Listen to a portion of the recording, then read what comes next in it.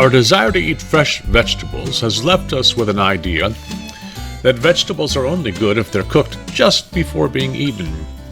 But many of the best vegetable dishes are created over time. And surprise, we have a few suggestions along that line.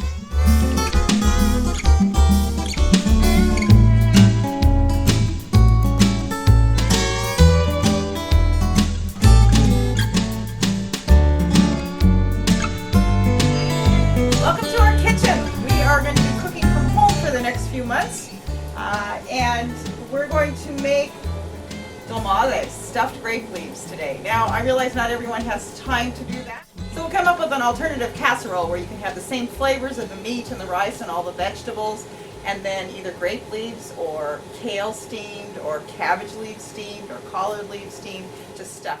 So this morning, I'm going to demonstrate how Ken and I take apart our box and get it ready for the week.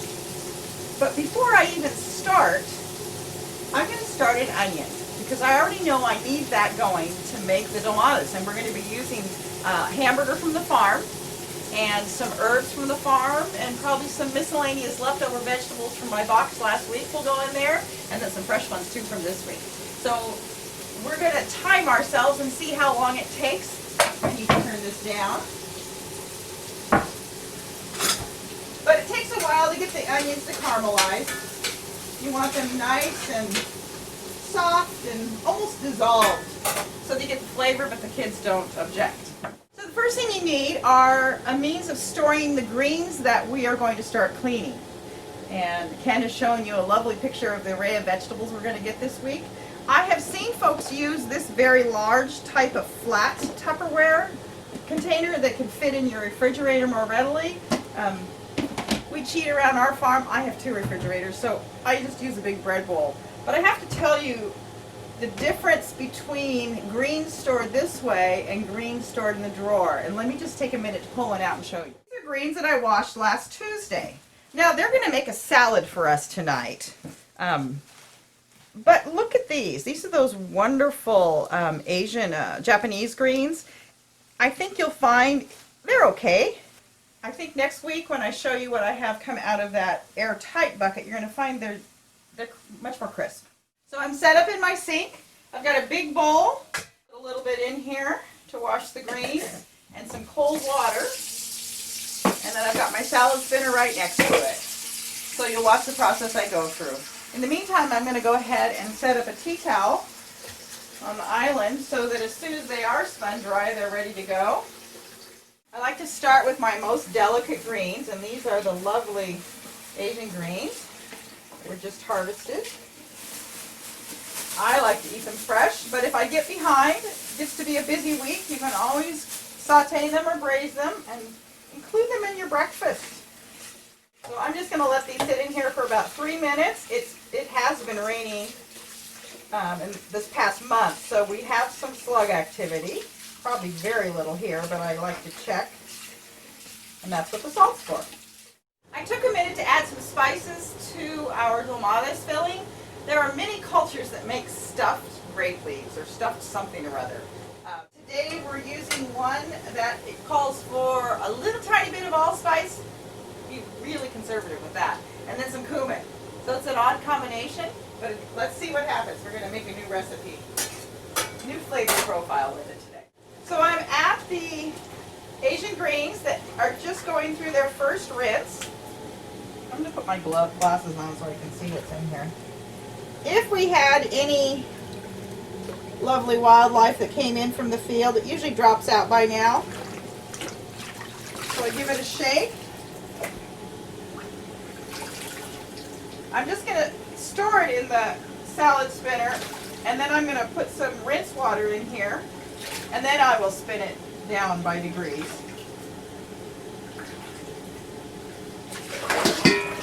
Now it's going to be just fresh water. Back at the fresh rinse, and I will just put one little potful in the salad spinner at a time. Spin it dry.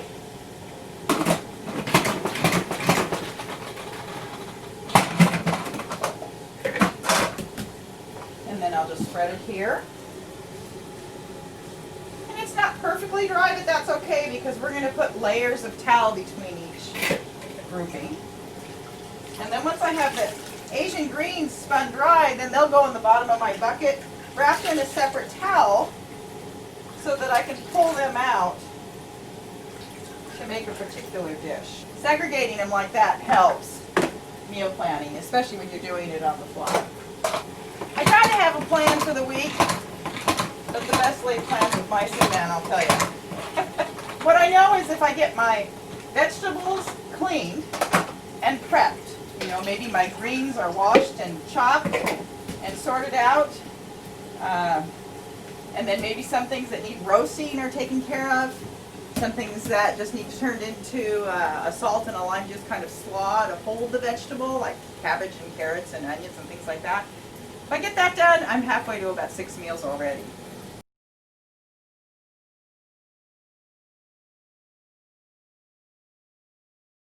And some of these are getting little crunchy stems on them. They're still tender and succulent. Just remember, run a knife through them so you don't feel like you're eating hay. And then I'm just going to very gently roll this like so and tuck it in here. Sometimes I layer them vertically, sometimes horizontally. We're about 10 minutes into the saute. Of course, I've added the allspice and the cumin and a little bit of salt. They're still not soft enough for kid pleasure. Looks like we might squeeze one more week out of the lovely turnip greens. So I'm going to go ahead and twist them off. I'll clean these a little bit later. And I pull out any rough looking leaves right at the start. This is salty water again. It won't take long to clean these. These are just beautiful. If you find that you have an accumulation of radishes and turnips in your refrigerator at the bottom of the drawer, pull out one of the recipes for refrigerator pickles. It's as simple as throwing them in some vinegar and a little salt, or if you really want them to last a long time, heat that vinegar up and then pour it over while it's still hot. Either way works great. You're stalling that and you're changing the flavor profile just a bit. It'll soften that stronger flavor that some people object to. I love it, but it's a flavor you grow into. So now I am on to my third bit of green. This is the romaine, and I'm going to want this to soak in the water just a little bit longer to plump it up. You can break the end off, but if you twist the whole thing at once, you end up crushing most of the leaves. So I'm going to give this a good swish and let it sit for a few minutes. Now we're back to the onions, and we are a good 10 or 12 minutes into it, and that's what I want it to look like. Don't be afraid to add a teeny bit of salt in the very beginning. So we have a pound of lovely farm-grown hamburger, and if you haven't tasted our hamburger down at the farm, you're in for a big treat. It's a different thing altogether. So I like to break it up a little bit, and then we've handled raw meat, and I'm doing vegetables, so I'm going to go wash my hands. I'll be back in a minute. So I'm going to break the hamburger up so it's cooking in amongst the onions. It'll pick up some of that flavor. I found over the years that if you cook hamburgers separately, that's fine, but you better add all the same seasonings to it, because if you think it's going to pick up all the flavors after it's cooked, I think you'll be sorely disappointed. So I'm going to give it another little pinch of salt. About half teaspoon at the very most, probably less. That was probably a quarter of a teaspoon. And then I'm going to let it slowly cook down. We have very lean hamburger, and the fat that is in the hamburger, because our cows are grass-fed, is full of linoleic acid. Good for you, the good kind of stuff. Sometimes you will take a bit of time before you get home, and you might get home and find some of the leaves just a little bit wilted. They'll plump back up again. So we're going to let this sit in the water for, this is rinsed, clean water.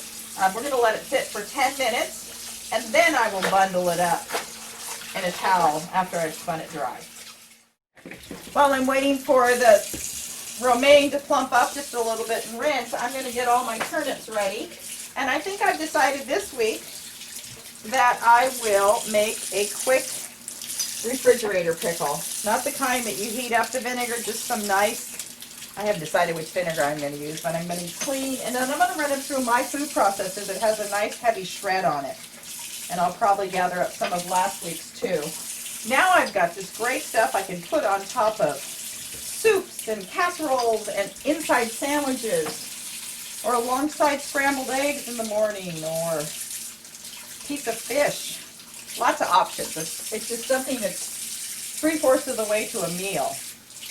And I'll show you how I do that in a few minutes. So I do have a few turnips left over from last week. We didn't do enough snacking on them. And I'm going to push them through the food processor with the rest of them. And I'll show you a quick little refrigerator pickle that we can get going.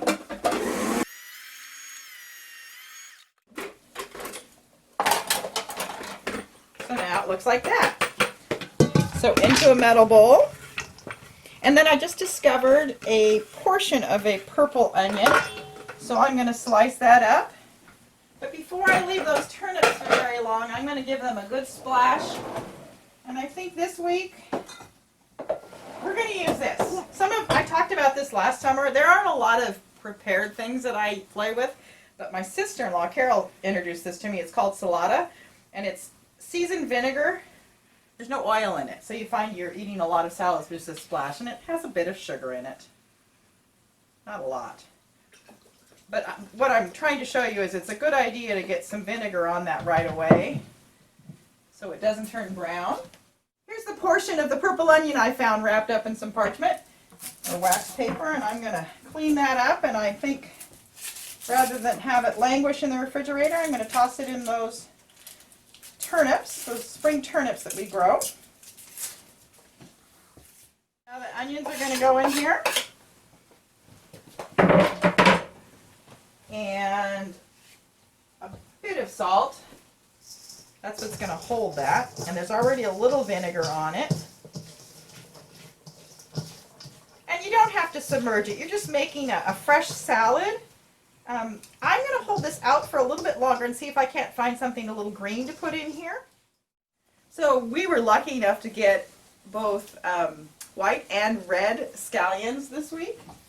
Possibly. You might get one or the other in your box, depending on the size of your box. I'm going to take the scallions I've got, give them a good scrub.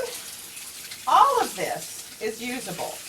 Now, sometimes these are all so tender right now, I'd probably just chop everything up. But as the season goes on, some of the tops will get a little more fibrous. And in that case, I whack them off and I put that in my soup making bag that about once a week I throw into some kind of boiling stock broth and then strain it off so you don't waste all the nutrition that's going down at the farm. I'm going to use this end, because it is very tender, to put in here. But because they're really succulent, but they're big, I'm going to run a knife down through them so we don't get too big of a piece. Like so. And then just mince it up. So we're not just prepping our vegetables, we're kind of thinking our way through the box as we go. If you knew you were going to have tacos or tostadas or maybe spring rolls or something like that, you could cut this a little more finely, shred it maybe instead of a julienne, and you'd have a nice filling for a spring roll. The kinds of things I think about. What do I feel like eating this week? What do I want to look like? What size would it be best in? There we go. Now we've got some color in here. And then I'll just store this in a container, a glass container. It has very little salt in it. Now that can just sit in the refrigerator and wait for its arrival on the table in some form or fashion. So I tend to leave my hamburger alone for a while it cooks, and then I'll break it up. you get more of that caramelization. See that nice gooey stuff in there? That isn't all fat. Some of that's the onion and the olive oil and the spices that we cooked ahead of time. So it's almost all of the pink is gone. Not quite. I'm going to turn that off now because I'm going to add some vegetable to that in a few minutes. I'll show you. So that romaine had about 7 or 8 minutes to sit in that fresh water, and already it's plumped up. And it'll continue to do that as it chills and dries wrapped in the refrigerator.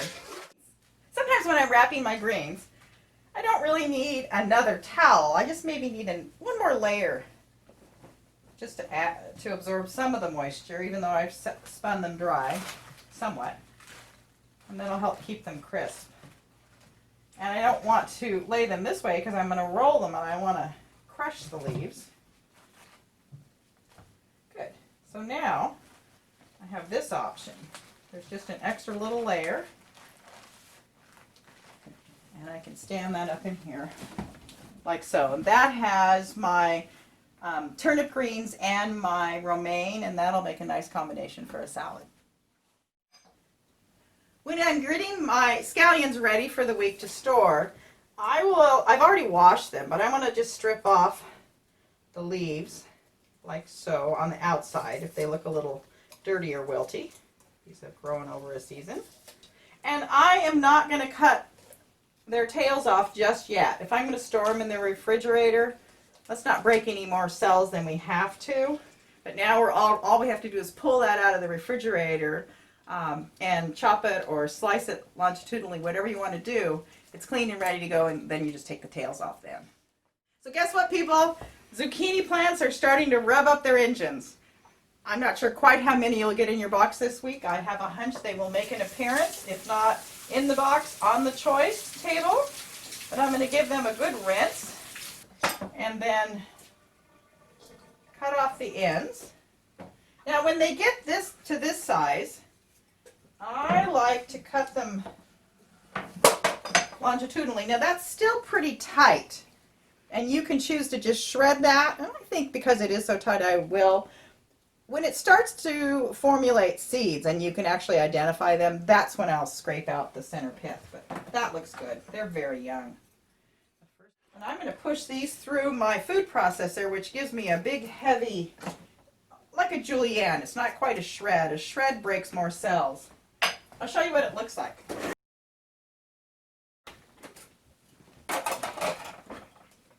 Okay. Now that's what my zucchini looks like. And it's not slimy because those are young zucchini. I could get the same effect from an older summer zucchini if I just take the pith out. And even as the summer progresses, as that skin gets thicker and tougher, I'll peel that off.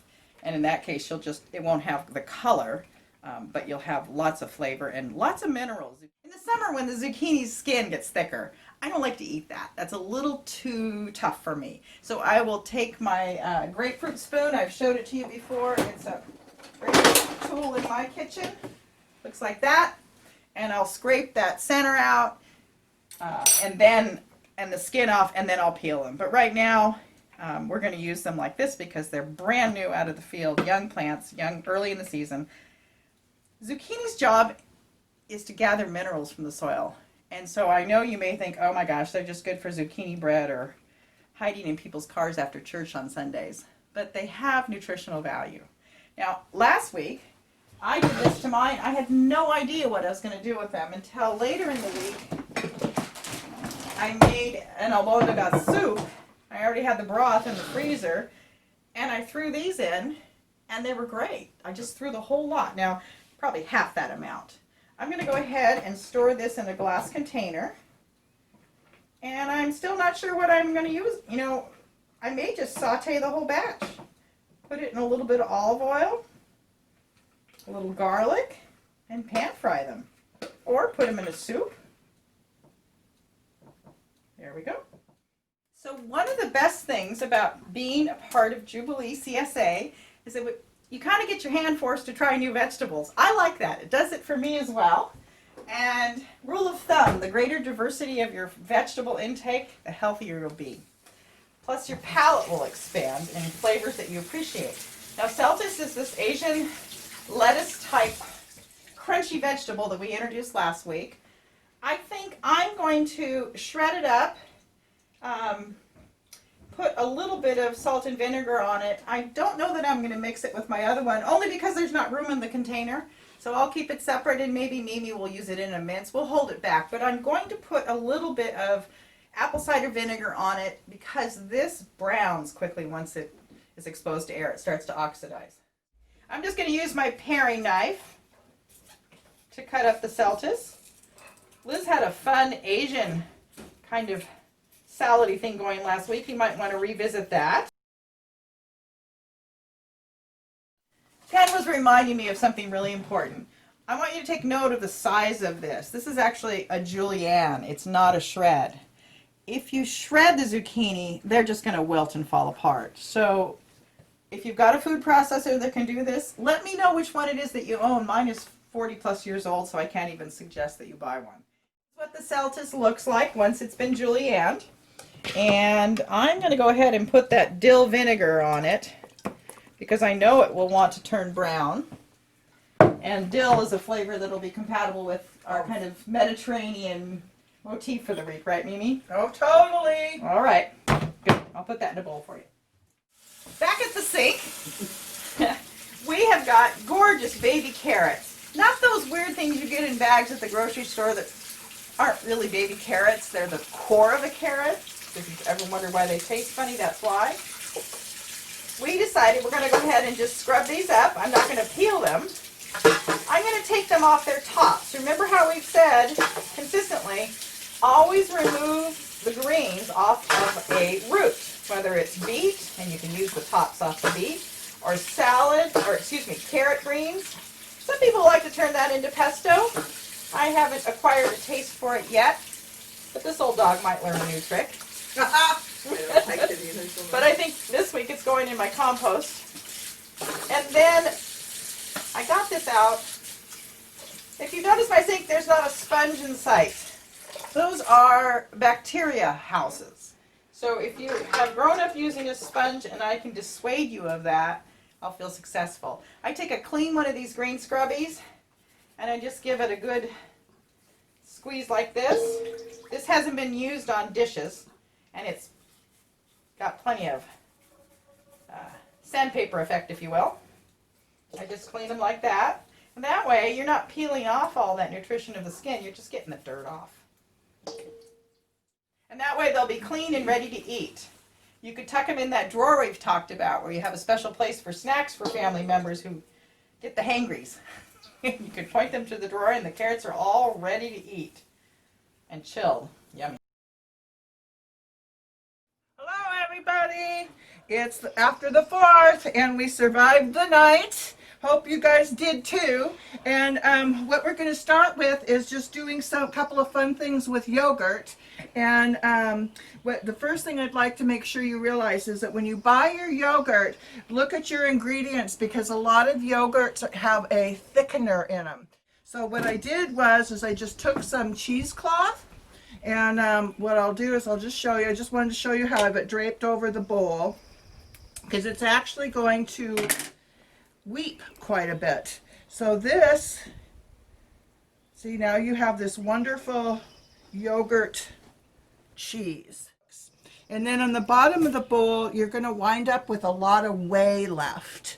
It actually will drop maybe a third of its volume or so in whey into the bottom of your bowl. Now the whey is very, very wonderful to put into your breads. You can put it into your muffins, biscuit.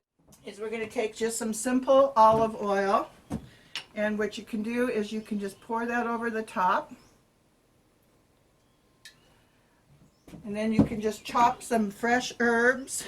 Today, since we're kind of doing a Greek thought, I'm going to use a little bit of oregano, and then I'm going to use a little bit of chili. I'm also going to use some fresh mint that just came out of my garden not even half an hour ago.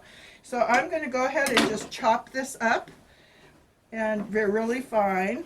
Now the other thing you can also do, I like to do, is with my olive oil quite often while this is dripping away, which it takes, you know, a good 12 to 24 hours for this to drip through into your bowl.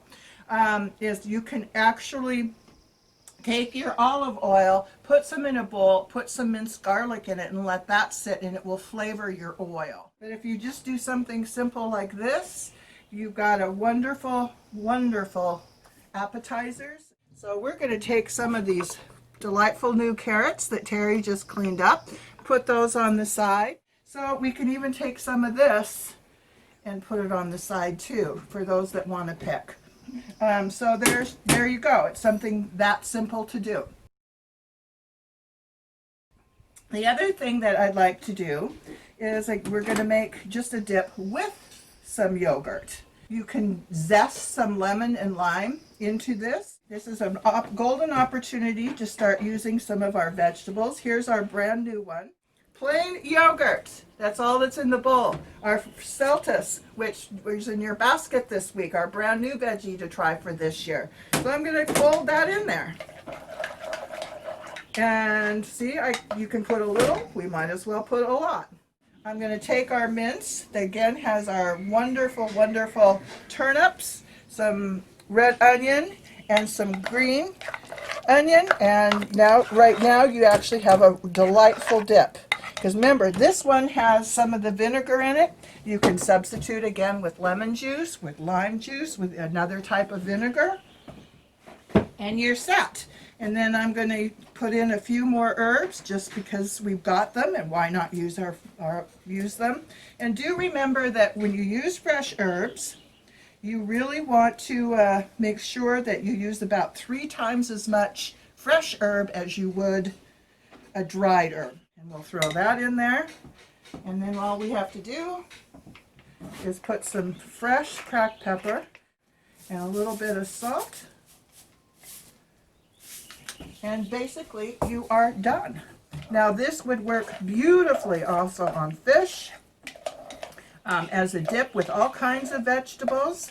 And today we're going to do it with some yummies that Terry's working on right now, the dolmas, using grape leaves. Enjoy.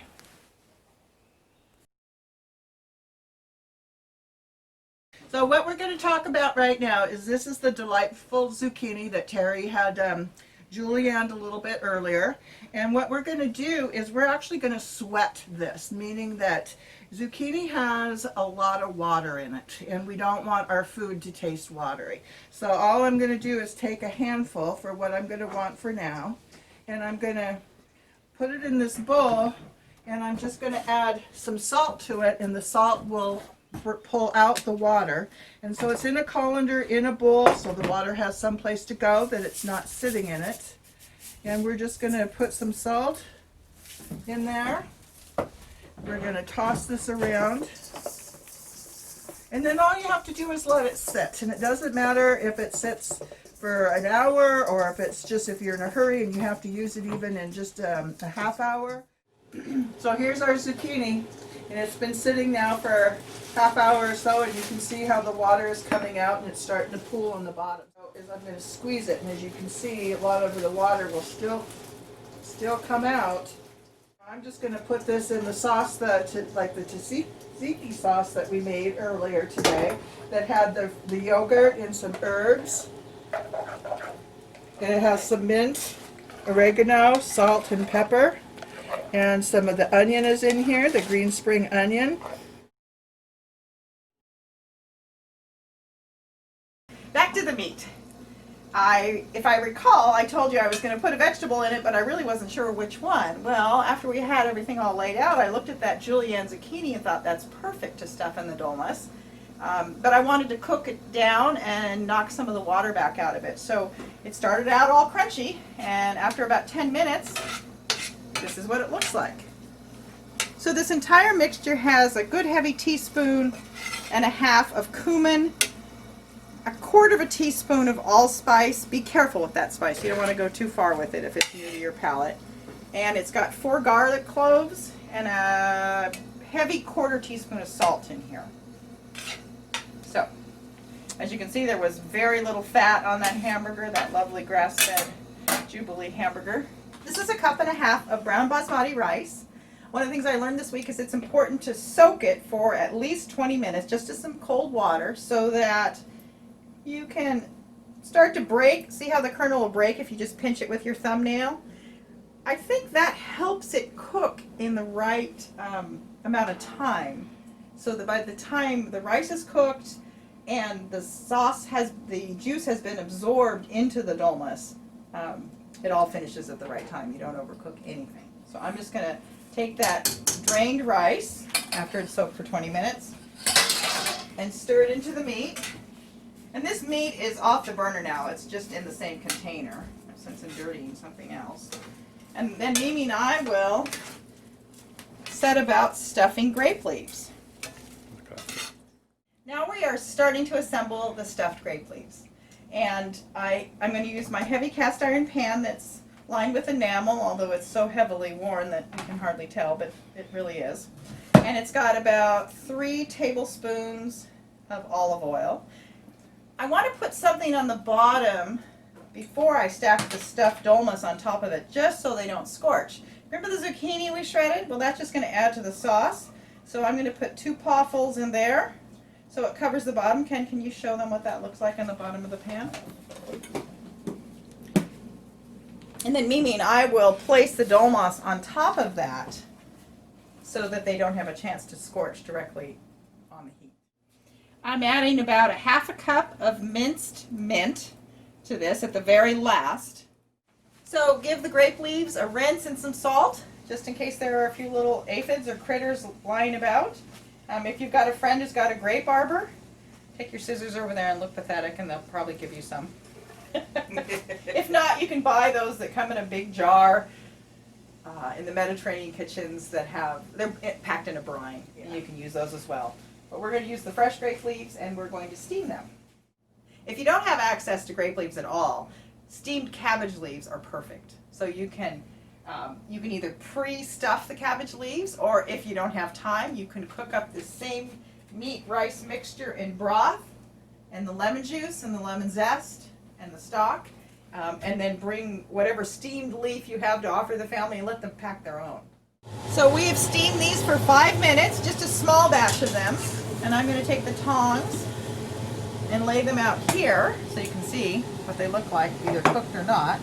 And then Mimi and I will cut the tails off. We'll show you how we stuff them, but they have kind of a lemony. I just want it to be malleable so that when we stuff it, it doesn't crack. So Mimi and I are starting to get ready to stuff these. We're going to take a little snip, just a triangle out of here, because those little veins tend to be a little bit chewy. So we'll cut those out so it looks like this, and then we'll assemble it so that the back side of the leaf, the bumpy side, is on top, like so. And that way when we roll it, it's the smooth side that'll be on the outside.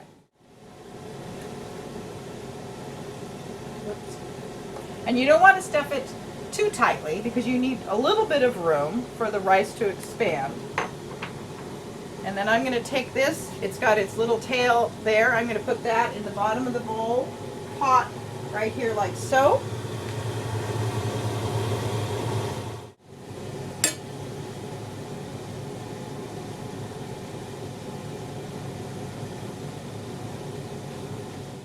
That's the fun part. This is home cooking. This isn't making them round perfect like out of the can.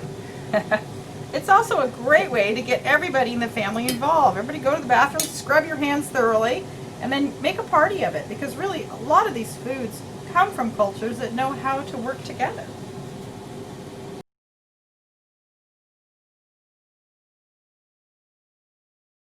Packing them tight together helps them not to fall apart.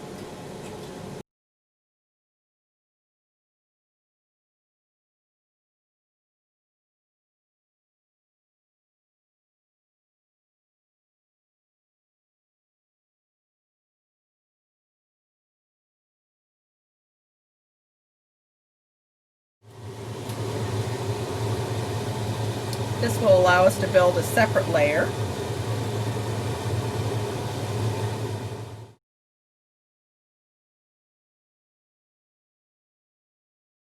Give it a good, 1/2 cup to 3/4 of a cup of oil. I know that looks like a lot, but what we're enjoying is olive oil and lemon juice. And lemon juice is going to go into this later. So we're going to get it cooking, we'll start cooking it, and then we'll add the lemon juice in the last half hour.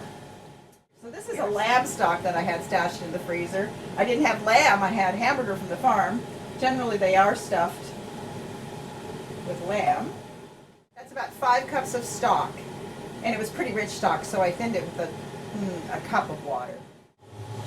That's what it looks like. Now, before we can start cooking this, we need to put a plate on top of it to hold it down and hold them underneath all that liquid. So we're going to use one of my Pyrex pie plates and just set it on top, and it's heavy enough to keep everything underneath the liquid. And I made sure that that stock was boiling when it went in. So we're going to bring this up to a boil and then turn it down to a medium heat and cook it for about 30 minutes. And then we'll come back and add the lemon juice and cook it for another period of time. It's cooking away. We're about 5 minutes into the cook. You see they're all still submerged. So we finished cooking the dolmades, or dolmas. We had enough to set aside. I'm going to freeze these for a meal later on this month.